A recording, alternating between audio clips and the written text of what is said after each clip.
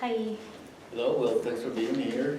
Yeah, well, thank you for meeting with us today, Commissioner Hidalgo, and welcome to the County of Monterey. I know that you were already Commissioner at Santa Cruz County, now you're moving to Monterey County, and so we really wanted just to reach out, meet with you. And I'm gonna go ahead and introduce myself, and then I'll let the members introduce themselves, just so you guys could get more or less meet the members and where they're coming and why are they basically here. So I'll start with myself. My name is Yaneli Martinez. I am currently the new organizer for Safe Act Safe Schools. Before becoming the organizer myself, I was actually a member since 2016, so I started getting involved with SASS just because I wanted to learn more about how I could protect my children from pesticide exposure, specifically around schools. And yeah, so that's where I came to this job, and I love it. I love interacting with members. So I think pretty sure Commissioner Hidalgo, you're familiar with SASS, the Santa Cruz region and the Monterey region. We have members from Greenfield, Salinas, Watsonville, and other cities that basically want to be part of this movement as well.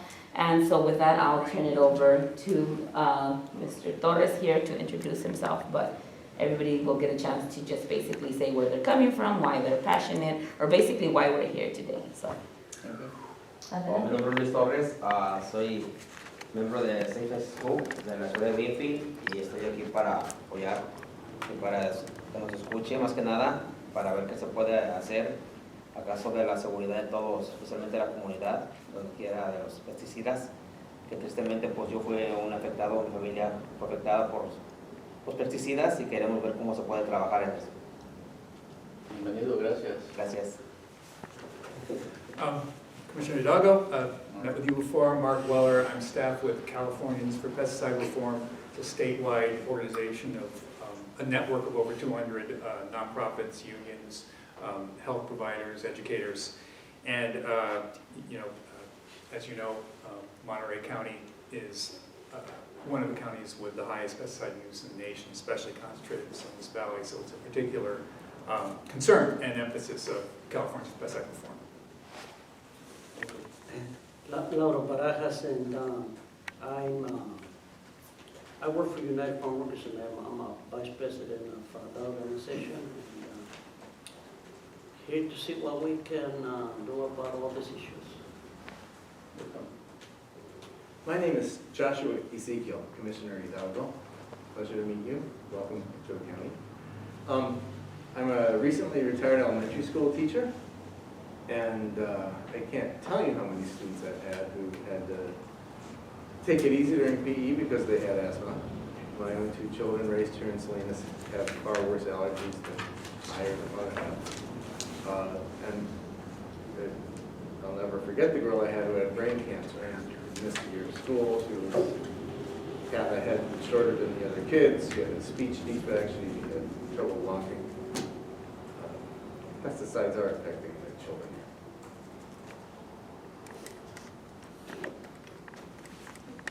Okay, my name is Juan Moran. I worked for the United Farmworkers for 26 years, but before I worked in the fields for 23 years. And when I worked in the fields, I saw a few co-workers die by cancer for pesticides. And for the last 3 or 4 years before Cesar died, I was very close with him, fighting with against the pesticides. So I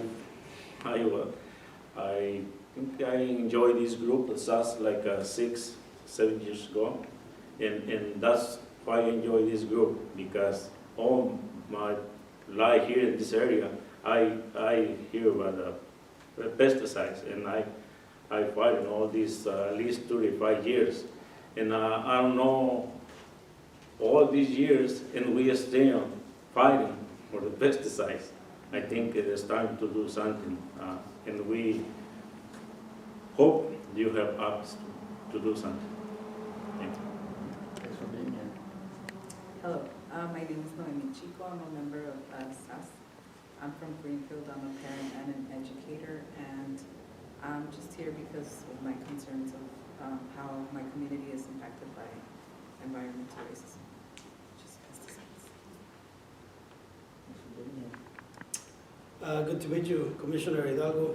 My name is Efrain Aguilera. I work for United Food and Commercial Workers Union. I'm a business representative for this union. Our core membership is the retail grocery workers. We also share a common interest on agricultural workers. We also represent about 1,500 workers within Monterey and Santa Cruz counties. And so that's our main concern right now, what we're speaking right now about the safety and the health of the communities and our members. And the pesticides is one of the forms that we encounter as a workers every time we step into the fields. Not only in the fields, but we have it on our kitchen. Every time you go and get a fruit to eat it, you don't wash it. Even if you wash it enough, we're still consuming pesticides. The most concern that we have right now is the 1,3-D loan that is being applied mainly in California, in our fields with strawberries and the walnuts. And it's one of those, cancer-causing pesticides that is banned on 34 other countries. And I don't know why in this country, which is, one of the stronger countries in the world, we allow this to take place. So we are building a coalition, and I joined this organization as a SASS, Save as Safe School, about 6 years ago, also about the same time as Juan did. And I was invited to one of the meetings just to see what was being discussed. And, it's the common discussion that it concerns every parent in the Monterey County. And so I stay, going to every other meeting. We share the same concerns, not only as a parent, not only as a citizen, but also as a representative for my members. And so I'm glad to be here and get to know you, and so we can have more conversation about this topic. Thank you. Welcome. Thank you. Hi, Commissioner. My name is David Kong. I'm a member of the California School Employees Association, and I'm also a school board member for Greenfield School District in Greenfield. I am a Greenfield resident, and I'm concerned about pesticide use around our schools and affecting our children, our staff, and that's why I'm here. Hi, my name is Horacio Mezquita. I live in the community of San Hidalgo for about 40 plus years. We built that community mostly farm workers. And when we moved in, first they contaminated our wells, 3 of the wells. 7 people in the community died of cancer. There's a lot of kids with asthma. The community is surrounded 360 degrees with agriculture fields.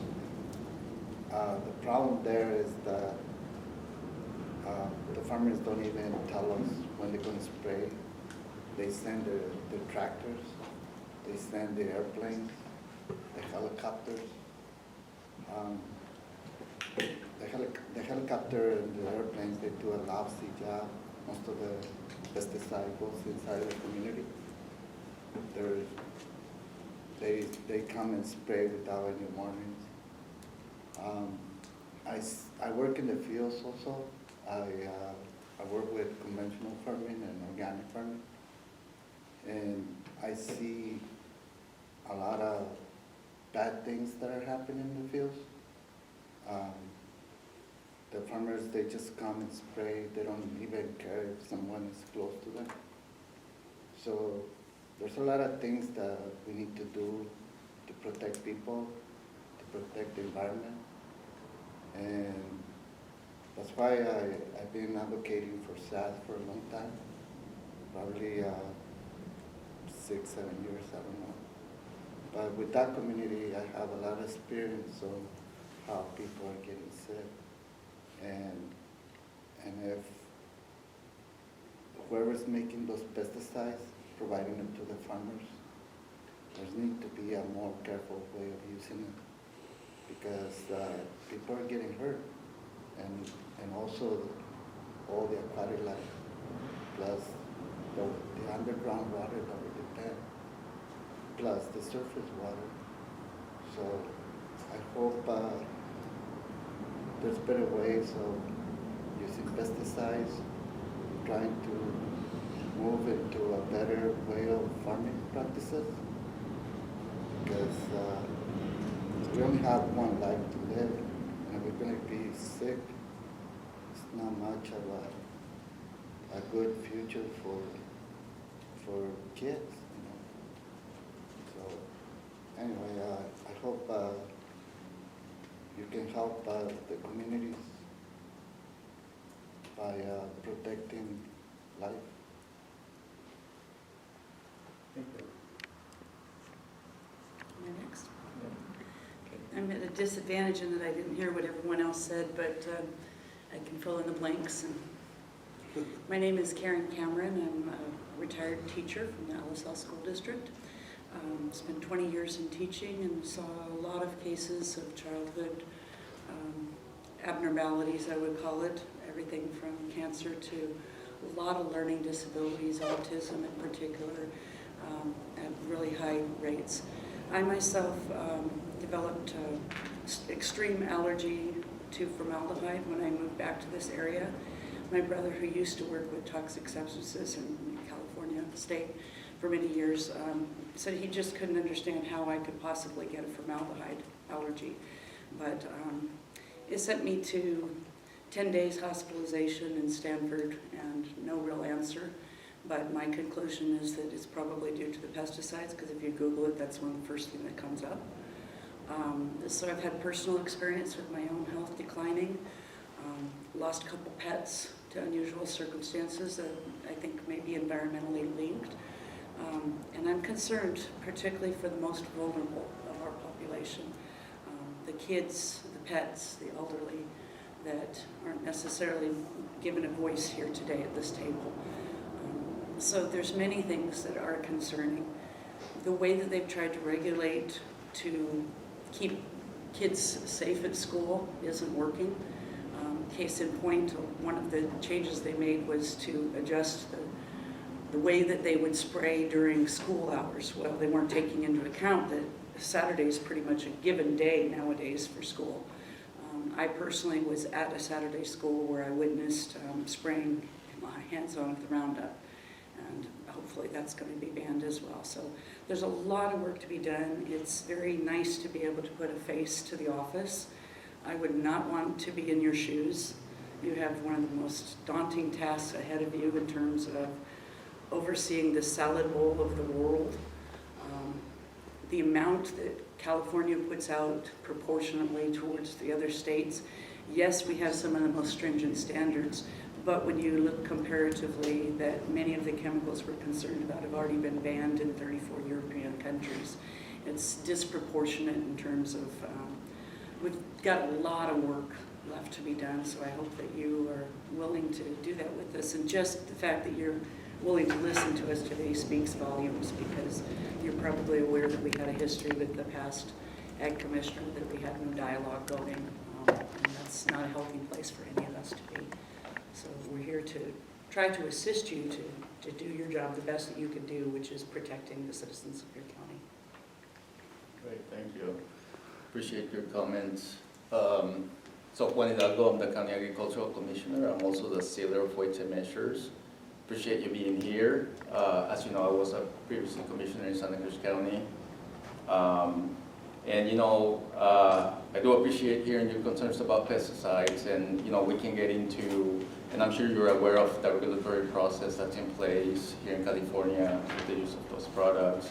But you know, as agricultural commissioner, one of the things I want to point out is that pesticide, well, we oversee the pesticide use program in our county. That is not the only program that my office oversees, and I think there's a lot of other key programs that are important to protecting the community. We have a pest prevention program, so we have staff that go out and trap for invasive pests. And while our role is to promote and protect agriculture, is also to protect our communities. And that program, although it is aimed at protecting agriculture, is actually really more, I see it more as protecting our environment, which impacts all of us, because invasive species can have a significant impact in what we do, impacting our forest, our parks, even our backyards if we have a garden. So that's an important program that supports our community, protects our communities. We also have weights and measures. I don't know how many of you have heard about the weights and measures program. How do you know that when you go to the market, when you buy a pound of tomatoes that you're actually getting your pound, or when you go to the gas station and you, especially with the high gas prices that we have been seeing in the last couple of years here in California, how do you know that when you're paying for that gas that you're getting what you pay for? So I have a group of staff that their role is to go out and inspect those devices to make sure that they're accurate.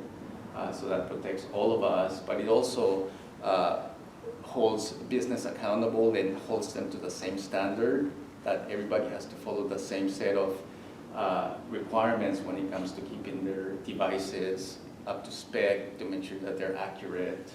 And we also do, as part of that, we have the same team of weights and measures inspectors. They go out and do grocery store market inspections for pricing.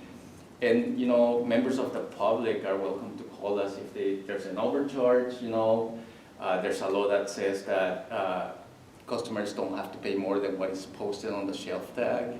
And sometimes grocery stores are not able to keep up with the price changes, and you pay for something, you take it to the cash register, and you realize, whoa, wait a minute, that's more than what the shelf tag says. So we have a team that, when we get those concerns from community members, we go out and investigate, figure out what's going on, and we have the ability to issue violations and penalties in certain cases, and be able to hopefully work with the store to be able to return the difference back to the consumer. So just to give you an idea of some of the programs that we have here in the county that my office oversees, that again, are of great benefit to the community as well. But with that being said, I also want to introduce Ken Allen. He's our chief deputy here with the office, and he oversees our pesticide use enforcement program. And Ken has been with the office a number of years, and very experienced with our region and our growers here. Would you like to say anything? He pretty much did it. I know before we move on, I know Wes, you didn't get a chance to introduce yourself. Oh, Sure. Behind your device. Sure. Yeah, no, I like being the quiet one. Wes White, Salinas, Safe Ag, Safe Schools. Been a member since like 2015. This has been a long struggle. I've been seeing the same issues being raised and overwhelming evidence toward all the poisonous factors that are causing human damage, brain, everything. They can say it so much better, that's why I stay quiet. But, it's because of this video for doing it down in Greenfield that we were able to get a meeting. And, we're hoping that you'll be the one who makes the difference. It's got to be done different. I understand economics, and then I think about all the food waste that ends up at every single grocery store, and it's past expiration date, and I think that's what helps keep the prices up. And you talked a little bit about the market and stuff, and that's what I gear toward, is like, look at all this overpricing just for waste. And so then are we putting up too much chemical? Are we taking up too much space to be able to throw most of it away because we want to overcharge everyone? And there's a cost. There's a human cost for that, especially people that are right there in the very front. I see aerials going around. I see, it getting pumped into the ground. It stresses me out, and I got to drive by it a lot. And my friend, we used to take pictures, see it all stages of growth of the crop, and it's just dangerous. And just even to get the skull and crossbones was such a struggle. And it's like, we shouldn't be doing this anymore. I think, you know, some things were even shelved and then just brought back to life because money, you know, and the human cost is not worth it. Thank you, Wes. Yeah, so I think more importantly than anything, Commissioner Hidalgo and Ken, we really just wanted to meet with you, knowing that you're new to this office, and like one of our members mentioned, it was really hard to have a conversation with our prior Ag Commissioner. We didn't meet with him in over 2.5 years, so that dialogue or that conversation was really never there. And so we hope that we could build a relationship where we could come together and really discuss these issues. Because I know there's a lot of misconception of who we really are, but really the name says it all. We want to do a safe agriculture, and basically safe ag, safe school. So we want to do agriculture in a safe way, and we know that it's doable. And with specifically why we're here, we wanted to meet you, being able to have this conversation back and forth, but also talk about 1,3-D. I know that's affecting our communities, and you're a little bit more familiar with everything that has been happening at the state level. And we're just saying that the numbers are very unsafe, specifically around the schools. And then also asking regarding maybe possibly having and implementing a larger school buffer zone in the schools that are affected with 1,3-D, but I will also let members talk a little bit more about that. And then also, you were key to being part of the notification pilot program that existed in Santa Cruz, and we're hoping that, knowing there's going to be a round 2, that you could possibly have Monterey participate in the round 2 of the notification systems. But if members would like to pitch in anything regarding why we're here to talk about 1,3-D or the notification, please feel free to chime in. I know we're all here, and it's going to be a conversation back and forth, so feel comfortable. And anybody want to say anything? Well, since 1,3-D is a statewide issue, and I'm with California Pesticide Reform, the statewide group, and I know we communicated with you too, Commissioner Hidalgo, when you were in Santa Cruz. But our group has, and our group meaning statewide, there are groups like this all over the state in farmworker communities, have concerns because our Office of Environmental Health Hazard Assessment, the top state toxicologists that our tax money goes to help protect us, one of their duties is to set safe standards, like levels at which we don't want to go above because they could harm us. And they call it a safe harbor level or no significant risk level, right? And that's one of their duties that Prop 65, passed in 1986, gave to the Office of Environmental Health Hazard Assessment. So in last June, the Office of Environmental Health Hazard Assessment said, after our scientific exploration, and they answered questions from Dow Chemical, the manufacturer, and groups like ours and stuff over the state, they said, their science leads to the finding that it's at 3.7 micrograms on average per day is the level at which we will not get one extra cancer case out of 100,000 people. That's the cancer warning level. It ends up being 0.04 parts per billion in the air. So we thought, okay, good, that's in June of 2022. And shortly after that, we wrote to you and the previous Ag Commissioner here in Monterey County and said, hey, we want you to regulate 1,3-D so that it doesn't go above that level, right? We want to be safe from cancer. And then the response, in my memory, and I just reviewed the letter a couple hours ago, was that, hey, DPR is already working on another regulation, so, kind of waiting on that. Well, they came out with a regulation in November, and then again, just a few days ago, and it ignored OEHA. It didn't mention OEHA, it didn't cite OEHA in the 32 documents that it referred to, and it went with regulating to 0.56 parts per billion, which is exactly what the manufacturer Dow Chemical wanted. But more importantly to us, it's 14 times more lenient. It allows for 14 times more cancer-causing 1,3-D in the air than what OEHA tells us is safe. So look, I mean, we trust OEHA, we trust our state toxicologists. So we're completely baffled by this. I mean, we have unconfirmed reasons why we think maybe DPR didn't do this. I mean, they're largely funded by pesticide sales, right? We're turning to our local regulators, like you, and saying, hey, help us out. The state's not.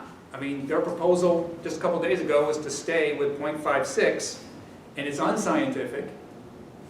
And we want more protections to keep it below 0.04 parts per billion. And the other thing is, the state has 6 active pesticide air monitors. At every single one, including the one at Ohlone Elementary School in North Monterey County, every single one is well above 0.04 parts per billion when it comes to measuring 1,3-D. In fact, the one at Ohlone Elementary is actually the lowest of the 6. And it's 2.5 times what OEHA says is safe over that 10-year period.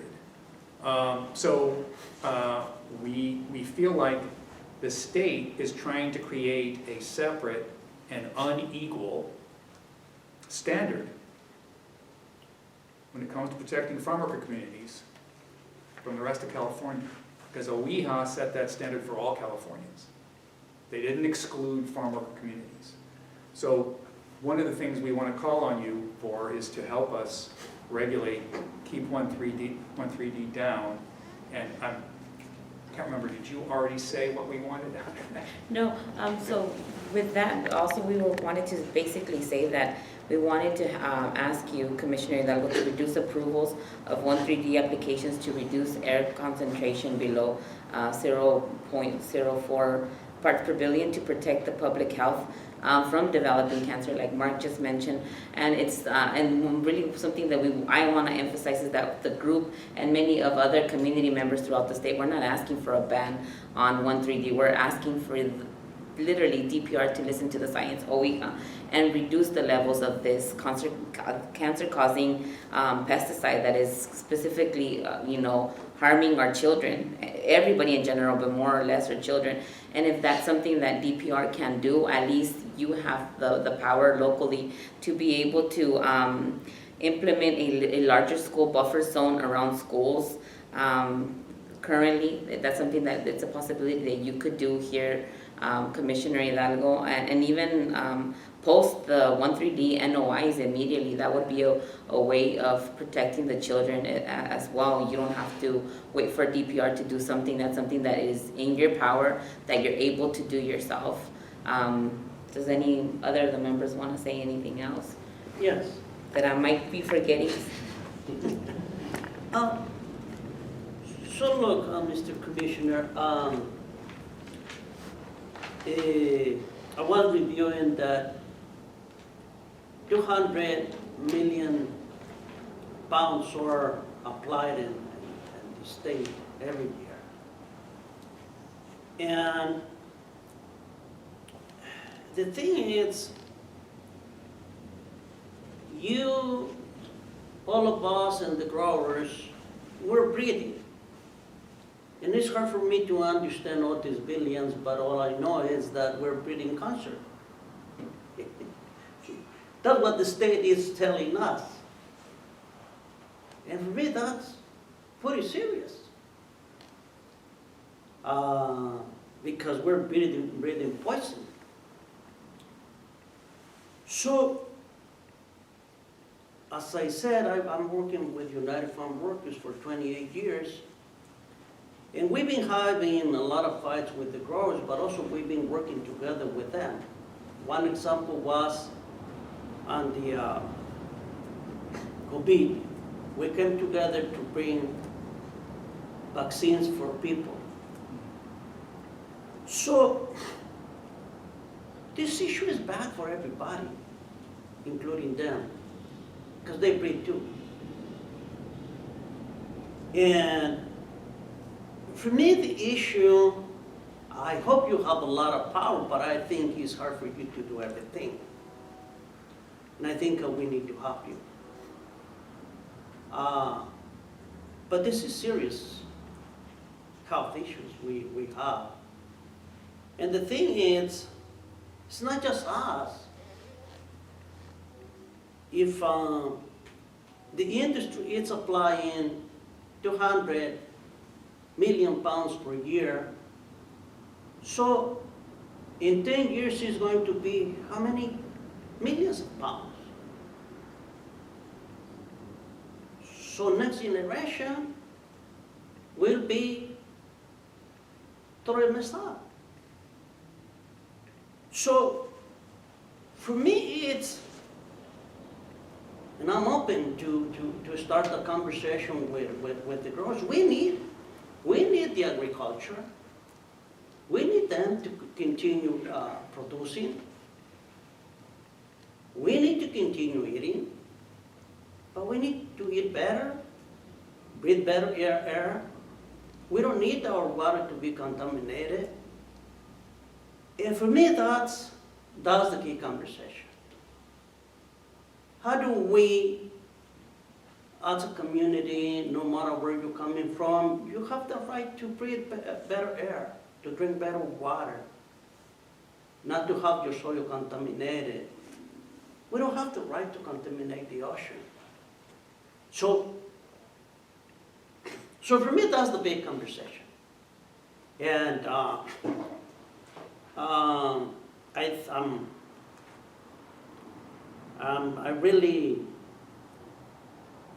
feel a lot of passion for these issues, because these issues are, like I said, we need to pass the better word to the next generations. And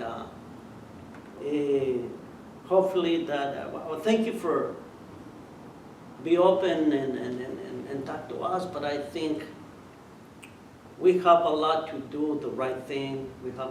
We need to keep ourselves open and be willing just to have a tough conversation, good conversations with everybody. Yeah. Thank you. Thank you, Lauro. So Josh? I'm a grade school teacher, 4th grade. I love a story problem.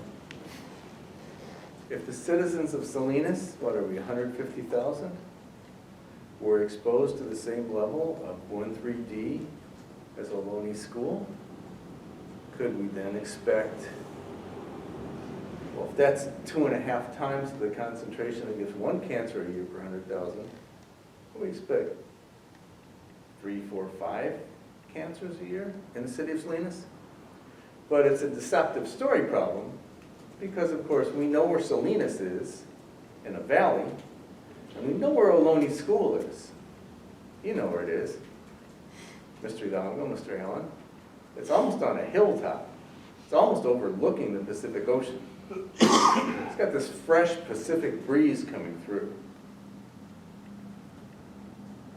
And we're appealing to your humanity because you have the power. The state of California gave you the power. Our Board of Supervisors doesn't have the power. You have the power to protect these people who are going to get cancer all through the Salinas Valley because of the application of this cancer-causing product that's prohibited in 34 countries. So we appeal to you. You're humans. We know you are. We know you have feelings. We know you're responsible people. Control this, please. If I could add to that, what Mark was saying was spot on about 1,3-D. And he mentioned that there's only 6 air monitoring systems. I'd just like to bring you back historically, less than a decade. As a Salinas resident and homeowner, I'm particularly concerned about salad bowl of America, of the world. Our air monitoring system was removed in 2016, never replaced. After 2015, we got an EPA headline of having the cleanest air in the state. Well, if you look at one map that OEHHA put out. It looks pretty clean in terms of the emissions pollution. But they also put one out, I don't know if you've seen it or not, but I'll make sure to bring you a copy. I apologize, I didn't have it here with me. But I went to an environmental justice meeting that was part of Vision Salinas 2040. And they gave us a map of the pesticide pollution burden in Salinas, and 90 to 100% of it is in deep purple, which means 90 to 100% accumulation. So that very well may explain some things that are going on in this area. Why the residents don't have that knowledge and they get other data is very conflicting and confusing. I had to speak up along with many others to get data released past 2016. It took them about 5 years, and when they finally released it, they were able to say, oh, it had gone down because they waited till 2021, when 2020 was a peak year during the pandemic. And I subject to you that during this time and age of technology, the way things have exponentially changed within the last decade, there's really no excuse to not giving real-time data. It's just a choice not to release something. So I'd behoove you to take a look at the OEHHA pollution pesticide burden map for Salinas, and lobby for us to get air monitoring again, because Ohlone Elementary is not sufficient for Salinas. I mean, for the amount of crops that we put out here, they can't rationalize or justify either an air monitoring system or a pilot system for our elementary schools. We still have schools like Santa Rita District, the school up there, I'm trying to think, is it called Santa Rita? The one that's the island? McKinley? McKinnon Yes. School, I think, is one of the worst examples, because literally all the way around they're subjected to the spraying. But it's just one of many, you know that, and we're just one county throughout the state, but you do have the power, as Josh emphasized.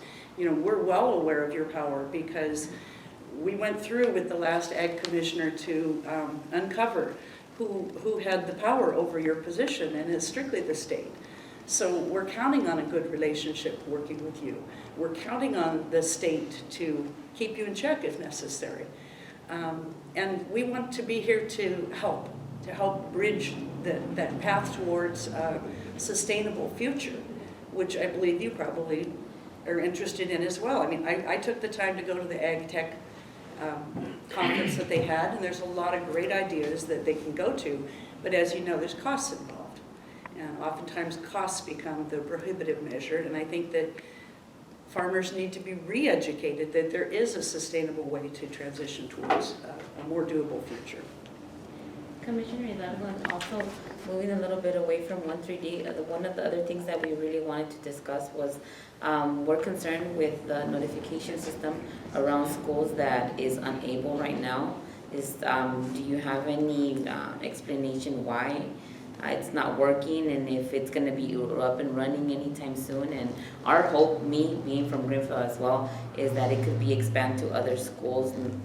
And my wish is the whole county, but at least schools in the Salinas Valley, specifically Greenfield as well. Yeah, no, thanks for bringing that up. We are aware of the issue. The website that we have has gone down. There was some malware that infected the website, so we're working on fixing it and recovering some of the data that we had on there. Our hope is to work with our IT department to get that back and running as soon as possible, and to be able to have that information out there for our community again. So my apologies that happened. We thought it was going to be an easier fix, but I don't understand technology all that well, but this issue created some serious problems with the ability to recover some of the information from the website. So we're working on trying to get that back up. Ken, I don't know if you had any additional... I did a test today. We have not even been able to access the website for a couple months, and our IT guy thought that it had been obliterated. But it turns out that I went in yesterday and did some work and was able to re-access it, and I actually sent a test notification to North County. So those who would have signed up for the North County notification to North County High School. They would have received a test probably about an hour ago, and I received it via text and also in email. That's just one of the schools. So it looks like we may be back in business, which is great. Yeah. And do you see a possibility of expanding that? I know that was one of our biggest concerns too, and we did bring it up to Commissioner Gonzalez at the time, but I know that he mentioned money was a big issue when it came to expanding that notification system, but we know it's doable, and we know that we could get support if it is money-wise from the Board of Supervisors. Or even from the state. Yeah. In the past, your previous predecessor said, yeah, money would really help us expand, so we're willing to go help, go to Sacramento or wherever we can to find those resources to help you expand the system if you need it. Yeah, I mean, to be fully transparent, I don't see expanding that system. I think it would be duplicating efforts because, as you know, the state is working on their own statewide notification program. So, I think what the state is working on makes a lot more sense to me because I think that's going to show consistency across our state as to how that information is being provided to our community members. And as Mark pointed out, I did run a pilot in my prior county, so I do have a sense for the amount of work that goes actually into not only implementing and coming up with the program, but the amount of resources that goes into making sure that the information goes out in a timely manner to community members. So I think having the state being really involved in figuring out a program that's going to function statewide, I think that's the better approach. That way there's consistency about the information. It was great that the state ended up doing 4 pilots last year. And one of the comments that came up going to some of the workshop hearings is that pilots were different, right? And that was the purpose, right? To figure out, what is one of the better approaches to get that information out to community members. So hopefully the state is able to take some of that information as they continue to develop the statewide notification system for pesticides. Yeah, I think it is very important because not especially in, maybe all the schools, they have places, soccer, to play soccer and everything. So sometimes the notification, maybe they want to be in only with the schools day.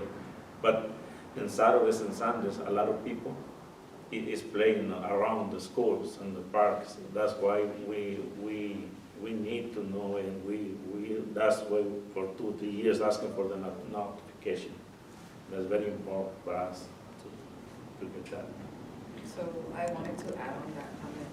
I remember during COVID, I signed up for the notification system for the burnings on the mountains and agriculture, and I was able to get those warnings, those real-time, this is dangerous, or evacuate, or real-time map and everything. So that's one thing that we want for pesticides, so we could be able to, not only just the people that are around, let's say school, because I work in a school, but I commute from Greenfield. I have children, I have my mother, my husband, they work in agriculture. So it's very concerning to me and to my community because it always affects minorities, people of color. So they're saying, okay, we're just gonna notify just half a mile or whatever, expand it to a mile, because it's been done so before. And also we should be able to get a notification system everywhere. I have family all around the county, other counties, Santa Clara, and I work here in a school, so that's very concerning. We want real-time notification system, exact location, so that way we could get precautions and say, you know what, my kids are not going to school that day, or we're just going to use masks, whatever we have to do, and that's what we're asking for, if you could help us with that. Yeah, no, thanks. I appreciate your comments. Again, coming back to what you mentioned about notification for everybody, including folks in other counties, I mean, that's the beauty of what the state is trying to do, right? That's the idea behind their system, where whatever they decide to do on how that notification is going to go out, whether community members decide to sign up to get a text or email, that's the way, when I was in Santa Cruz County, that was part of my system for the pilot community. People could sign up to get an email or text, so that's an opportunity. But it was also open to any community member to be able to go in there and look at the information that was posted, right? Now, I don't know in what direction the state is going to go with the implementation of their system, but that's the idea, to be able to get that information out to community members ahead of those applications taking place. And I think the other thing I want to talk about is the fact, what is the intent of those notifications? Because I can tell you, speaking from my experience running a pilot, the intent is to be transparent about that information. It is not meant as a warning. It's not meant to scare people.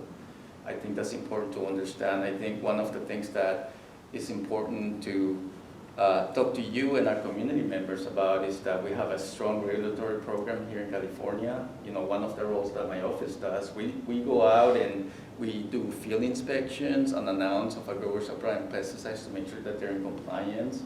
There's an entire set of regulations about the proper use and safe and effective use of pesticides, right? So we're out there making sure that our growers are doing the right thing when they apply these materials, and growers are following the rules when it comes to the use of this product. So again, coming back to what is the intent of that notification, at least for me, with my experience running the pilot, is to be transparent. And that was one of the things I was being asked in my prior community in Santa Cruz County as to why our community was asking for notification. And there was an opportunity there to explore that to the state pilots, which I took as a learning experience and as a way to work with the community. And again, that was an important thing that I wanted to be fully transparent with the community about what was the intent of that notification. And it was not to scare people, or this is not a warning, this is not like the fire warnings that you mentioned. Sometimes the pollutants in the air can get so high that, the recommendation is to bring people indoor, right? That's, the use of pesticides, and that notification is different than that. Yes. So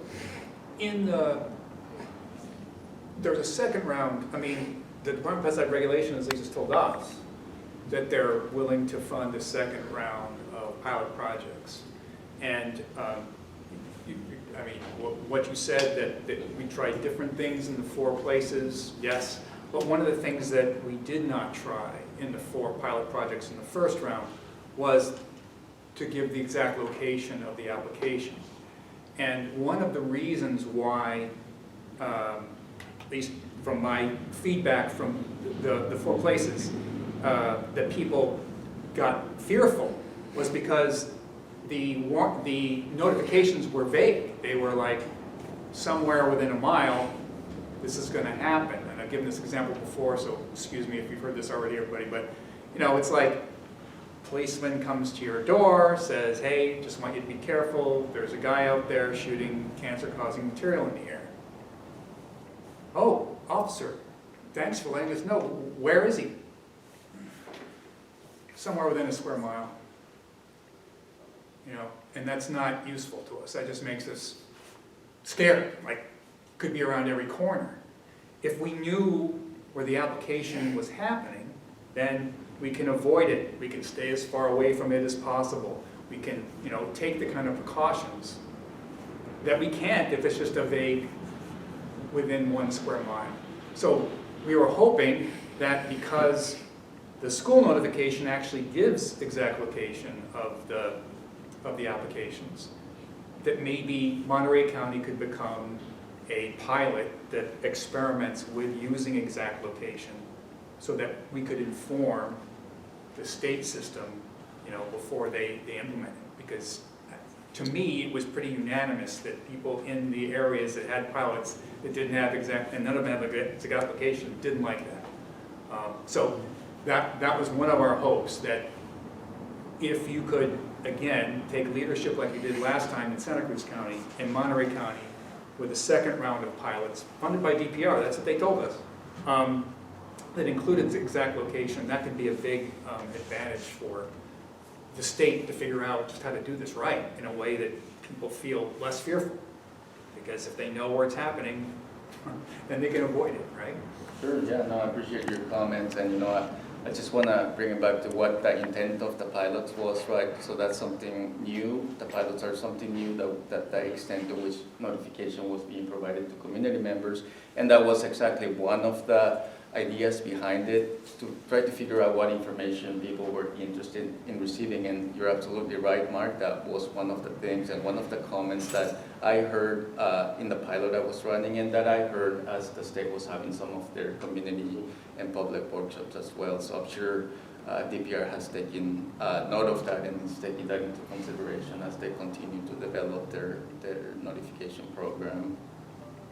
And I think one of the frustrations, Commissioner Hidalgo, right now is, and this is where we're asking your office as well, how can we work together? Because like you mentioned, there is going to be the first in the world notification system, starting right here in the state of California. But we know that it's not going to be implemented until 2024, hopefully, if that continues. So in the meantime, what do? How about if they expand it a little bit longer? They're still collecting information from the 4 pilots. So in the meantime, what could we do to make sure that we advocate and we protect our communities? I mean, I would continue to be a participant in the statewide public workshops as they continue to determine what, their state notification program is going to look like. I think as far as advocating for communities, you're here and I'm hearing you and I appreciate your comments. I think we also have to look at what we currently have in place. And, here in Monterey County, in many ways, the county has been ahead of any statewide notification because they've had this Farming Safely Near Schools website, right? So people already have had the ability to sign up and get that notification around a certain area of the county. So, that's great. That's a good thing that something has already been used and implemented here in the county. And I think, that's something that I know we've been having some issues with the website, but we're hoping to get that back up and running here pretty quickly. So that's a great start, and I think that shows that the county has been diligent in listening to community concerns when it comes to notifications and the use of those products around schools, and certainly continued engagement with the state on, what your concerns are and what you would like to see as part of that state notification pilot is going to be important. And I'm guessing that they'll probably have more information as they continue to develop their system throughout this year. Well, it seems to me if you at the county level and the state truly wanted real input on this, they would test an area like Salinas. I imagine the magnitude's a little more difficult than some of the other locations that they've selected, but it seems like they picked areas that are not necessarily huge on produce. And if we were to pilot an area like the Salinas area, it would tell a lot to the county and to the state. Yeah, I appreciate that comment. I don't entirely agree. I can speak from my pilot. Santa Cruz County is certainly small compared to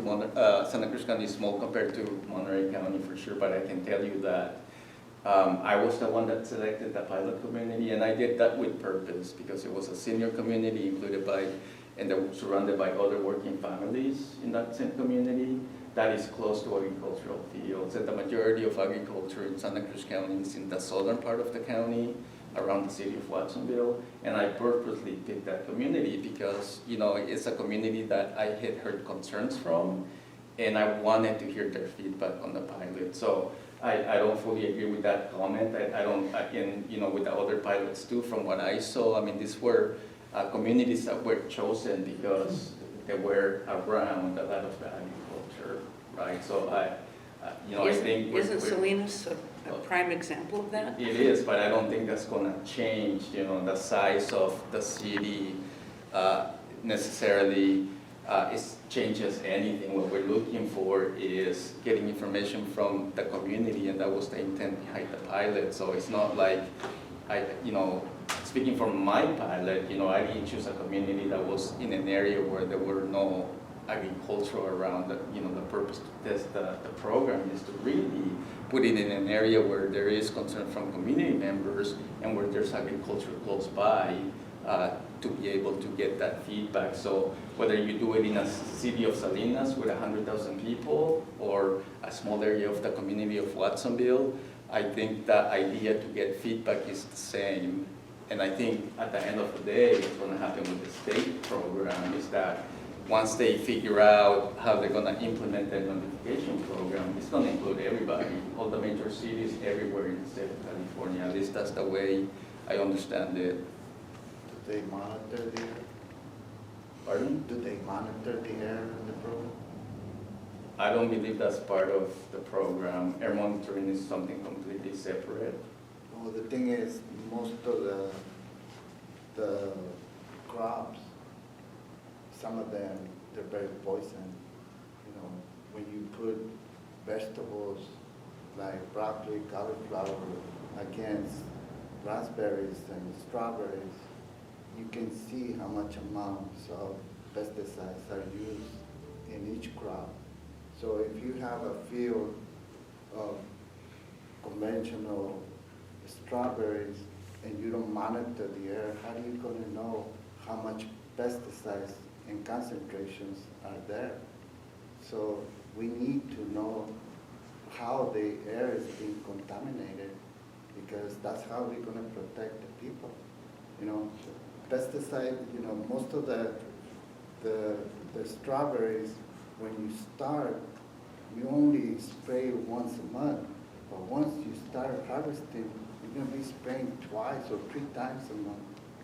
And the vegetables, they only receive 1 or 2 applications of the life of those vegetables. So if we have a field of strawberries and you put a monitor place, maybe 50 or 100 feet, you can figure out what are the concentrations for that area that is being sprayed, and how is the damage that it's going to do to the people. Yeah, and just to answer your question, and I apologize, maybe I misunderstood. So air monitoring is not part of the notification. Those are 2 separate things, right? But the state does have an air monitoring program, as it was mentioned here before. Mark mentioned the air monitoring station at Poloni School, and that has been there for over a decade. You know, just to give you some background, so that's one of, I think it's 8 monitoring stations in the state. And those stations are put in communities where there's high agriculture use. And so that station, the way it started out, it was monitoring for fumigants in the air. But when it was put in place in 2011, about 5 years ago, there's an extra about 30 different pesticide products that the station is actually also monitoring for. And those products tend to be some of the ones that the state considers to be the most risk-associated ones, the ones that there's more concerns about. So there's an entire list. There's about 32 different materials that are being monitored for at the stations now. So it's been a program that has been expanded upon, and you know, the state does their annual report on the air monitoring stations, and the one in Ohlone School, you know, it's always been well below any of the health screening levels that California has put in place. And you know, I should mention that, you know, California is the only state where we actually monitor pesticides in the air, and the only state that has any health screening levels for these materials too. So we're way ahead of the game. And I know it's not a perfect system. I fully recognize that it's not a perfect system, but I think it's important to recognize that we're doing a lot more here in our state than we are in other parts of the nation. Well, there's problems with, that I see in the fields is where, you know, the grower has a permit to use whatever you give them, restricted and not restricted. But they don't have no respect for the life of people. They just, because they have a permit, they just go and spray it. They don't care if there's people on the side. So who's watching them? Yeah, so I think what I would say, you know, if you ever run into those situations, please call our office. You know, if you have any concerns, we have staff that we can send out to the field and you know, go out there and do an inspection and figure out what's going on. I mean, if those type of situations are happening, you know, that's exactly the kind of thing that we're here to do, you know, and we respond to these concerns from community members. If you see that, please call us, you know. You don't have to, I mean, you can leave an anonymous message, you can talk to us anonymously, just some information we need is location, commodity, just so that we know where to go. You know, and we'll go out there and figure out what's going on and investigate and make sure that, you know, whoever's doing that application is not doing something incorrectly. Yeah, especially in this area, you know, it's too windy, the whole this area. So sometimes I want to put that example. I live in Greenfield, but in this on the north side of the Greenfield, we have 3 marijuana nurses. Oh. But like wind every years go north to south, all the town is smell. Mm. And this is the last first greenhouse that we have in this north side. That is the same with the pesticides. Yeah, especially when they use the helicopters or airplanes, you can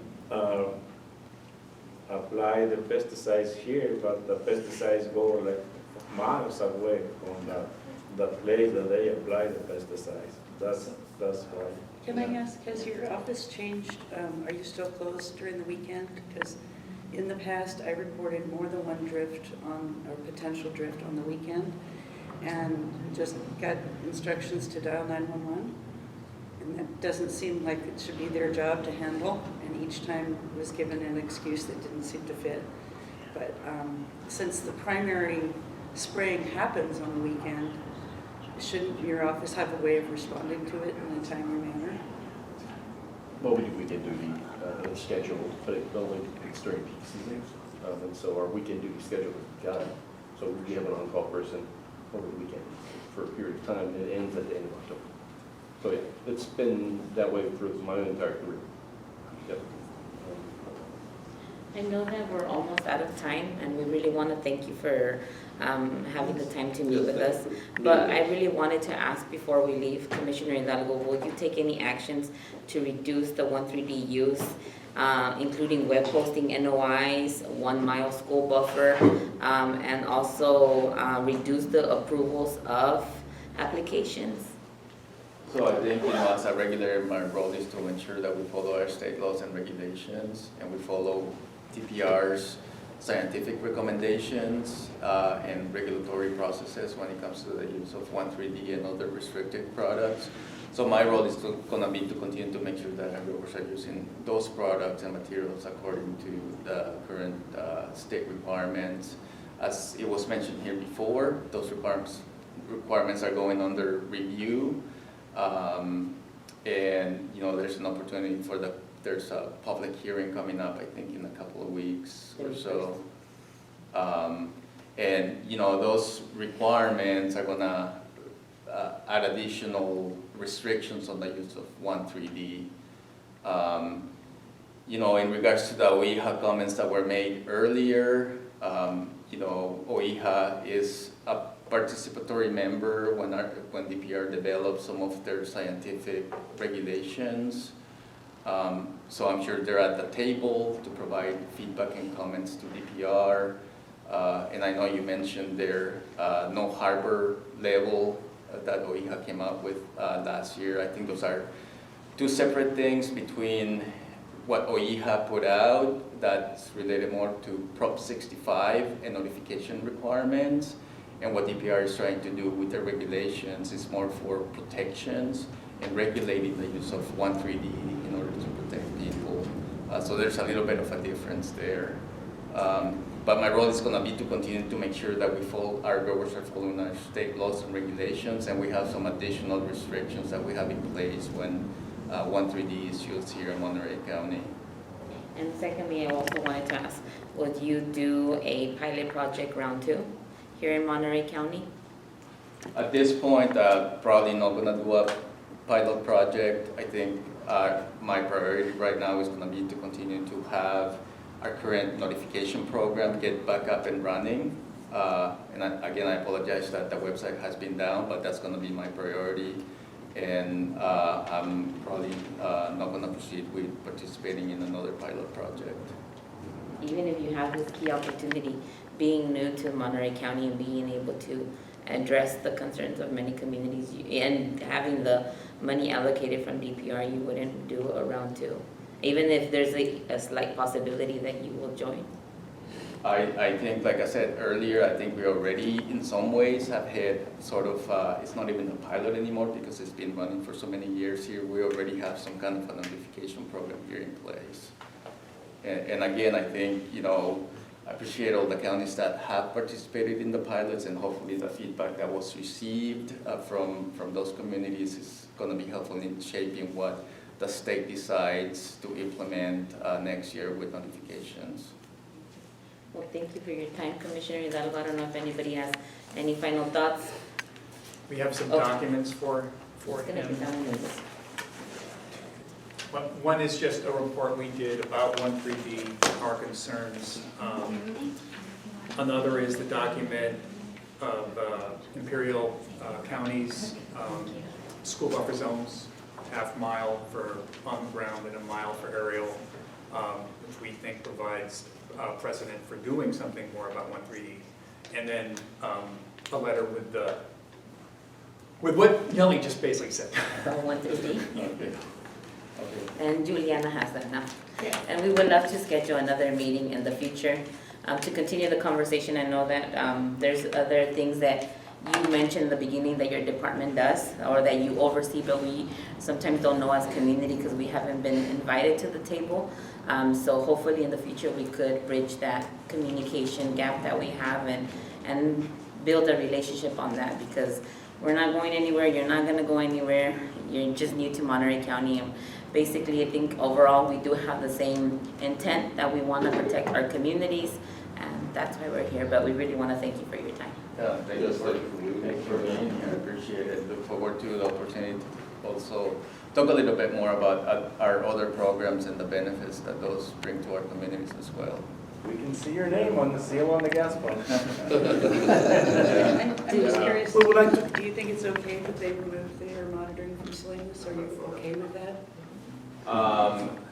You know, it's hard to say the reason behind why they removed it, but if the state is interested in creating additional air monitoring stations, you know, that's their decision to make, and I wouldn't be opposed to them doing that. I think that's something you should lobby for. Well, thank you very much, because we appreciate your time, because we asked for 2 years. We never had a meeting. Asked for this meeting, and you just came here and we have meeting with you. Thank you. Commissioner Hidalgo, do you mind taking a picture with the group?